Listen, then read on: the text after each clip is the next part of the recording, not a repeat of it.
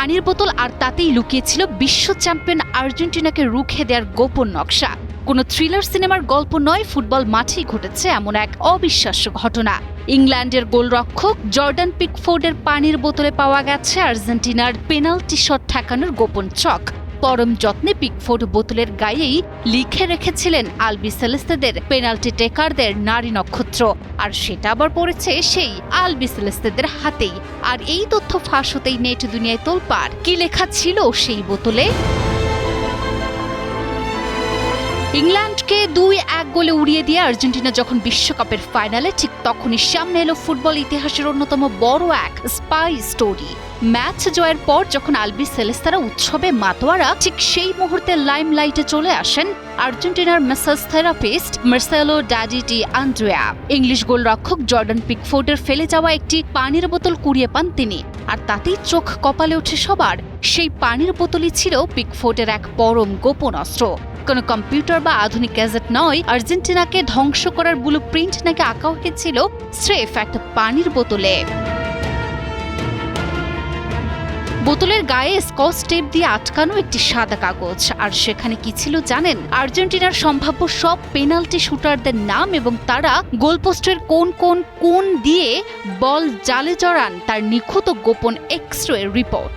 Daddy D Andrea বোতলটি নিয়ে ছুটে যান খোদ LM10-এর কাছে।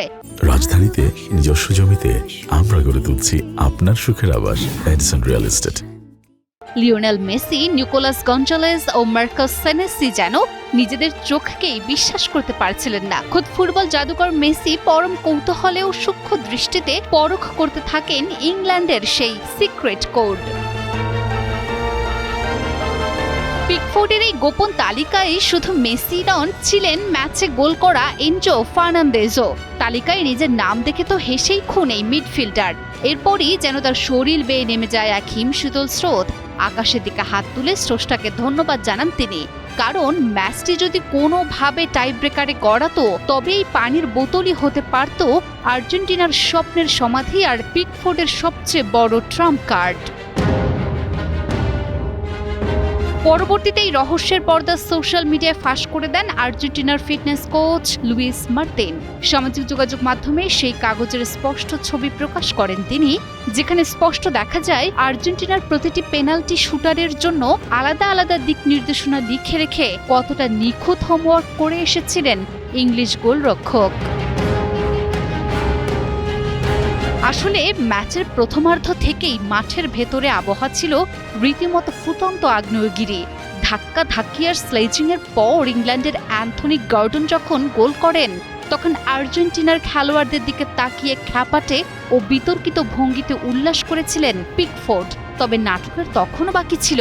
আর্জেন্টিনা ম্যাচের সমতা ফেরানোর পর ইংলিশ গোলরক্ষকের মুখের ওপর গিয়েই আগ্রাসী উদযাপনে তার কড়া জবাব দেন ডিফেন্ডার ক্রিস্টিয়ান রোমেরো। মাঠের লড়াই শেষ হয়েছে আর্জেন্টিনার 2-1 গোলের জয়ে। নিশ্চিত হয়েছে ফাইনালের টিকিট। তবে পিকফোর্ডের সেই সিক্রেট ওয়াটার বোতল ফুটবল ভক্তদের মাঝে আরও দীর্ঘদিন আলোচনার খোরাক জোগাবে তা বলাই বাহুল্য।